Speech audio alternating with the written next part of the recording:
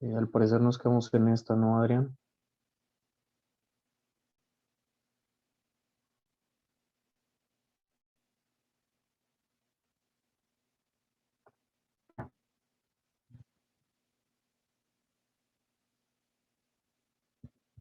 Creo que sí, a ver, empiézale. Bueno, al parecer mi compañero no contesta. Bueno, nivel neurológico L5, pruebas musculares, músculo extensor propio del dedo gordo, que es del nervio tibial anterior, músculo glúteo medio, es del nervio glúteo superior de L5, músculos extensor común de los dedos del pie y extensor corto de los dedos del pie, es el nervio tibial anterior, L5, pruebas de reflejos. No existe ningún reflejo desencadenado con facilidad que dependa del nivel neurológico L5.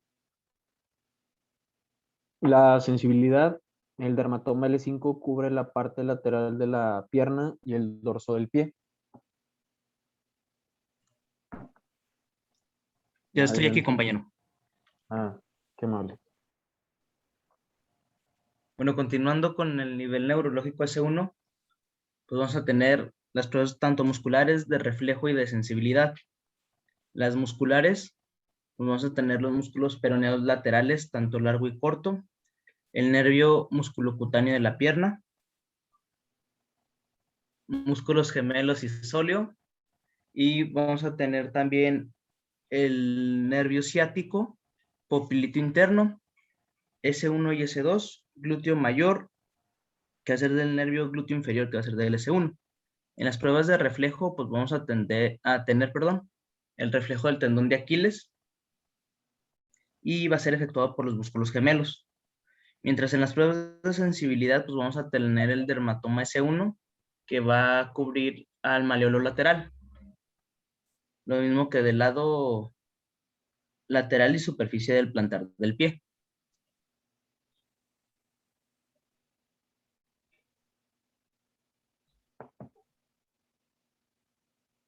Bueno, los niveles neurológicos S2, S3 y S4.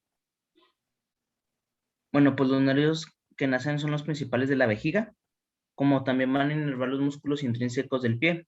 Aquí no va a haber reflejos profundos porque van a depender tanto de S2, S3 y S4. Vamos a tener que los dermatomas que rodean a la no van a estar distribuidos en 3 anillos. El S2, que va a ser el anillo más exterior, el S3, anillo medio, pero también va a comprender el anillo más interior, al igual que el S4.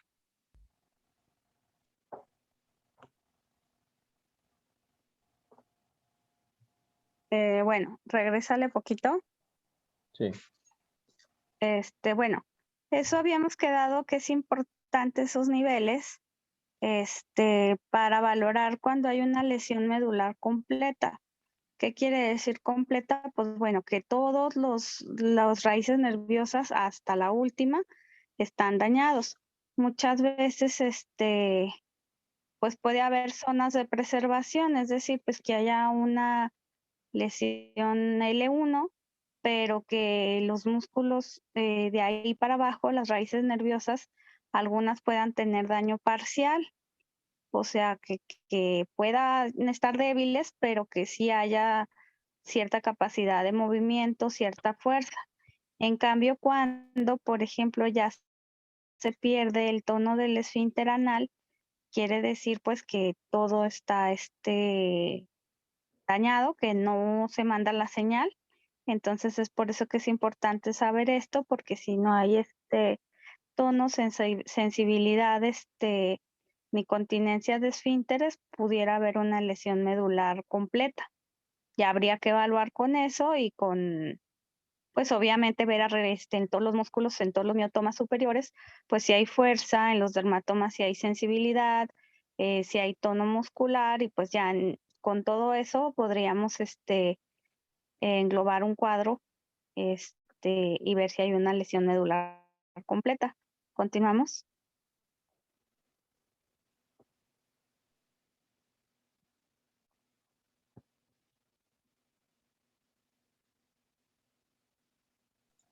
Bueno, en los reflejos superficiales, pues vamos a tener, van a estar los reflejos abdominales, cremasterianos y anales, que esto va a ser de la neurona motora superior y van a requerir una estimulación cutánea y son mediados por el sistema nervioso central.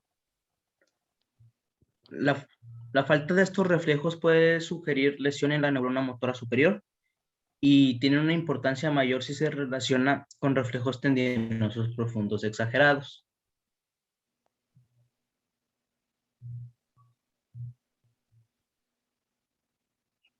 Bueno, en los reflejos abdominal superficial, bueno, se pide al paciente que se acueste en decúbito supino y se va a usar la punta afilada del martillo y se va a golpear suavemente cada cuadrante del abdomen y vamos a observar cómo se mueve el ombligo hacia donde se golpee. En el reflejo cremasteriano superficial, este se desencadena mediante golpes en el lado interno de la parte superior del muslo con el extremo afilado del martillo de reflejos. Y en el anal superficial es simplemente tocar la piel perianal.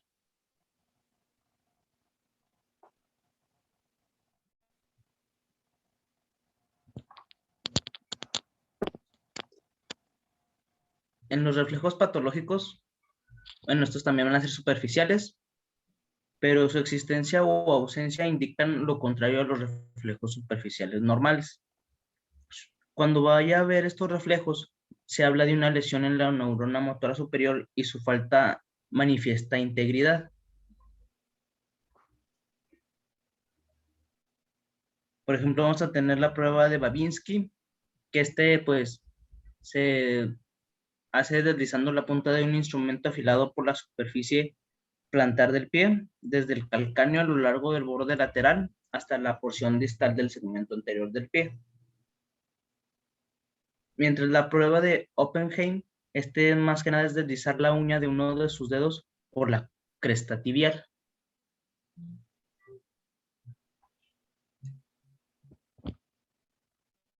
Bueno, Bueno, antes de eso regresamos a los reflejos. Bueno, los reflejos son importantes porque ¿qué es lo que hace un reflejo? Bueno, un reflejo valora toda la vía motora y sensitiva, ¿sí?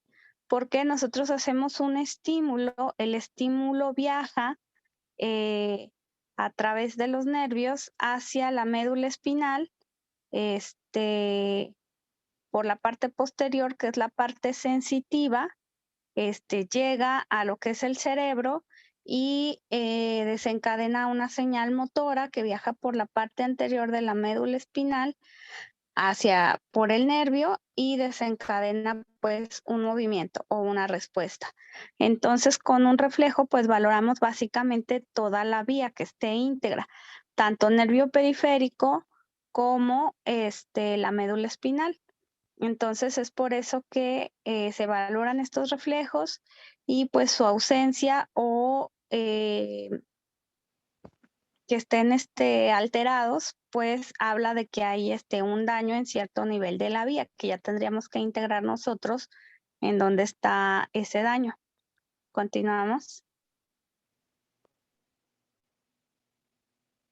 Bueno, yo les voy a hablar sobre las pruebas para estirar la médula espinal o el nervio ciático.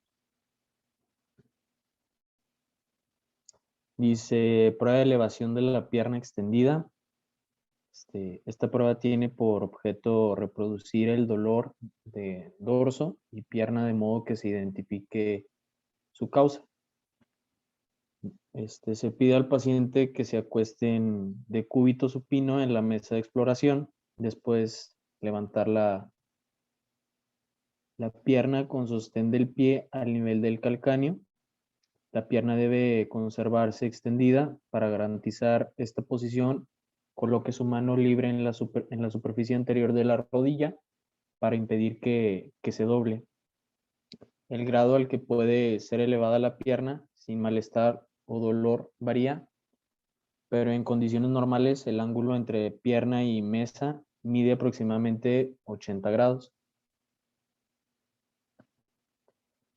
Bueno, la prueba de elevación de la pierna sana extendida. Se pide al paciente que se coloque en posición supina y eleve la pierna que no esté alterada.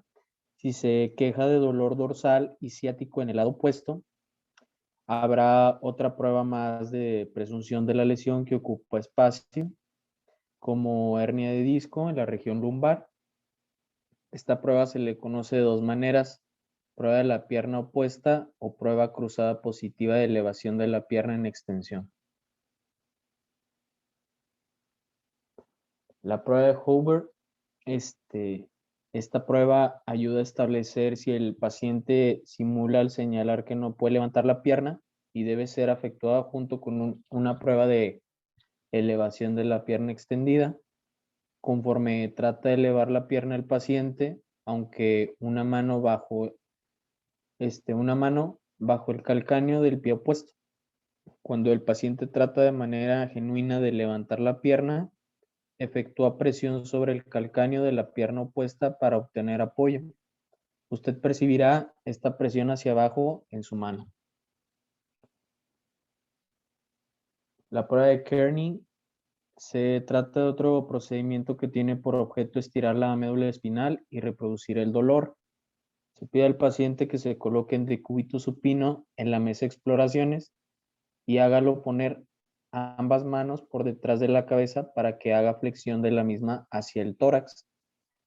Se puede quejar de dolor en columna cervical y en ocasiones en la parte baja del dorso o en las piernas, lo que indica irritación meningia, afección de raíz nerviosa, irritación de la túnica de la dura madre de las raíces nerviosas.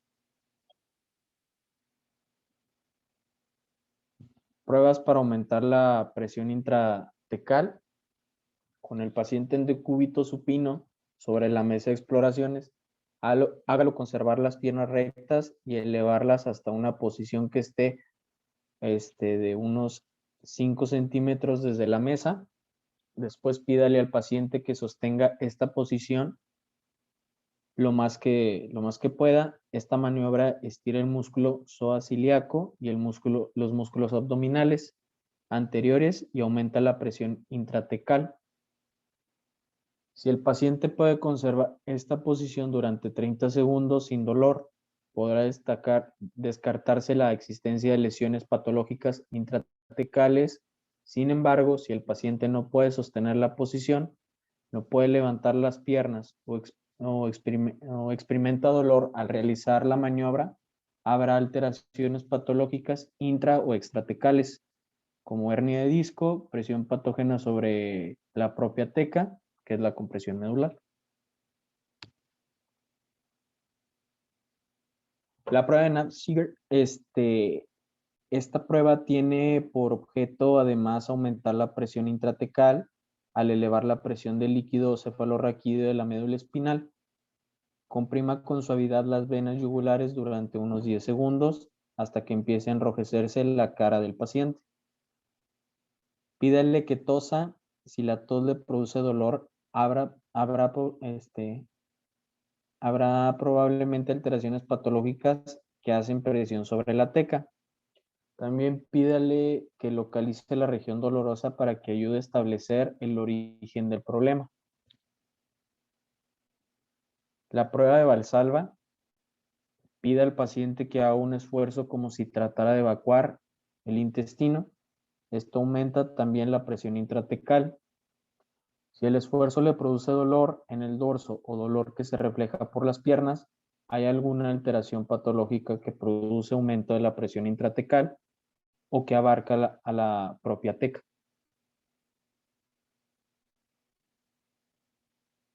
Las pruebas de estremecimiento de la articulación sacroiliaca. Prueba de estremecimiento pélvico. Pide al paciente que se coloque en posición supina sobre la mesa de exploraciones. Coloque su mano sobre las crestas ilíacas con los pulgares en contacto con las espinas ilíacas anteriores y superiores y las palmas sobre los tubérculos ilíacos. Comprima de manera forzada la pelvis hacia la línea media del cuerpo. Si el paciente se queja de dolor a nivel de la articulación sacroiliaca, puede haber una alteración patológica en la propia articulación, como infección o problemas secundarios a un traumatismo.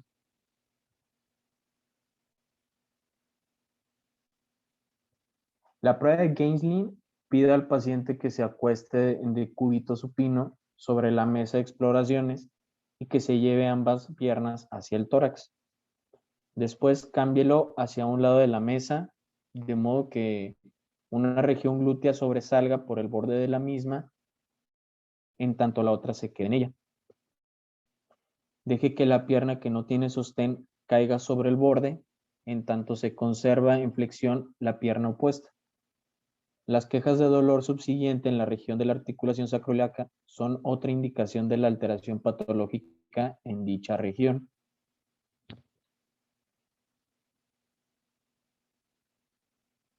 La prueba de Patrick o de Fabry, esta prueba se aplica para descubrir alteraciones patológicas de la cara, lo mismo de la articulación sacroiliaca.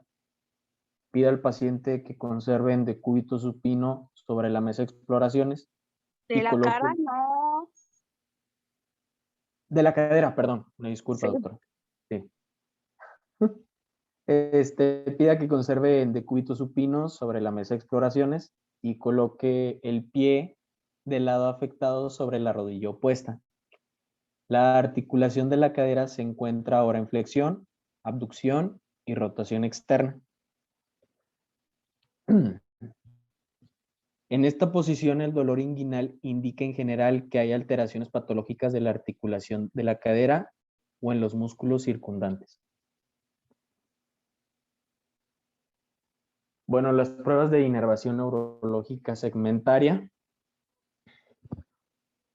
El signo de Vibor, este procedimiento somete a prueba la integridad de la inervación segmentaria de los músculos recto abdominal y paraespinal correspondientes. Los músculos rectos abdominales están inervados de manera segmentaria por las divisiones anteriores primarias de D5 a D12.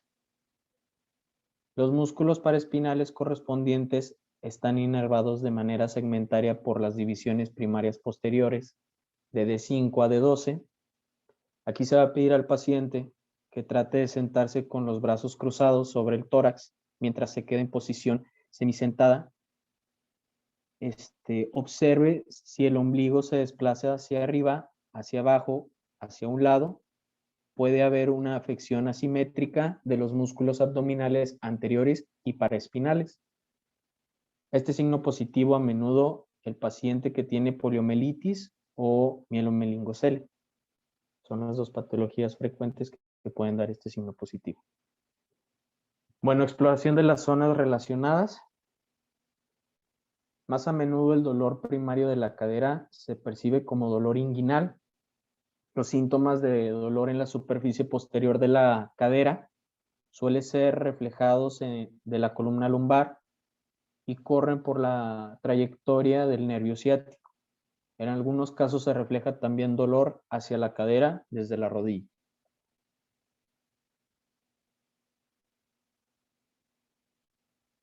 Esta diapositiva no es mía, pero la exploración rectal es una parte esencial de la exploración pélvica, puesto que es la mejor manera de palpar de manera directa el coxis y la articulación sacrocoxigia. Para explorar el recto, pida al enfermo que se recueste de lado. Al inicio debe verificar el aspecto corrugado normal del ano. Si no hay tono del esfínter, el ano aparecerá aplanado y no habrá arrugas de la piel ni del músculo que lo rodea. Se le conoce como ano relajado. Colocar un guante quirúrgico y lubricarse el dedo índice. Note el primer contacto si existe reflejo anal superficial, que es de S2 hasta S4. Después pida al paciente que haga un esfuerzo como si estuviese evacuando el intestino para que relaje los músculos del esfínter anal y permita que entre su dedo en el recto sin mucho malestar. Conforme hace la palpación, debe ser capaz de percatarse del apretón del esfínter profundo sobre su dedo, que es reflejo anal profundo de S5. Si hay ausencia de este reflejo es por el defecto de S5. Introduzca el índice en el recto hasta donde pueda y a continuación hágalo girar de modo que la superficie palmar del dedo descanse contra el coxis. Palpe el coxis con su pulgar por fuera y su índice dentro del recto y mueva su dedo a nivel de la articulación sacrocoxígea. Y esas son las pruebas que comenté y sería todo. Muy bien. Bueno, obviamente lo de la exploración rectal, pues únicamente se va a hacer en pacientes que estemos sospechando de una lesión medular. Que hayan tenido algún traumatismo, un accidente automovilístico, que hayan perdido la fuerza de las piernas. Entonces, pues, se hace esta prueba para valorar si hay una lesión medular y si esa lesión medular pues es completa o incompleta. Puede haber lesión medular en base a lo que ya mencionamos y en base a la resonancia magnética, pero puede haber una lesión incompleta, es decir, si hay tono del esfínter, pues eso habla de que puede haber áreas de preservación o puede haber algo de recuperación para que el paciente pueda caminar con una órtesis o con una auxiliar. Si está perdido completamente el tono, será muy difícil esa recuperación y probablemente pues ya demos un pronóstico de una paraplegia, pero también pues demos las opciones al paciente de fortalecimiento de sus brazos, sillas de ruedas, adaptaciones al hogar y todo eso. Y bueno, de las otras pruebas, las más importantes son la de la SEC y Bragard, que pues básicamente la de la SEC es donde se levanta la pierna, es una maniobra de neurotensión. Cuando el nervio está comprimido por una hernia de disco y levantamos la pierna, aumenta la tensión radicular y se produce un dolor tipo choque eléctrico. Y también Bragard, que es lo mismo, pero hacemos el tobillo hacia arriba y entonces pues se reproduce el dolor también. En Patrick pues se forma un 4 con la pierna y al abducir la cadera puede reflejarse dolor a nivel de la sacroiliaca o a nivel de la articulación coxofemoral, dependiendo de dónde sea el sitio de daño. Y bueno, entonces esto es todo en cuanto a región lumbar, ¿verdad? Sí, doctor. Bueno, mañana vamos a ver el primer tema y ya nos ponemos de acuerdo qué día nos vemos para ver las Sí, clases. El doctora. primer tema del Camerún. Sí, doctora. Bueno, gracias, cuídense. Igualmente, hasta mañana. Hasta mañana.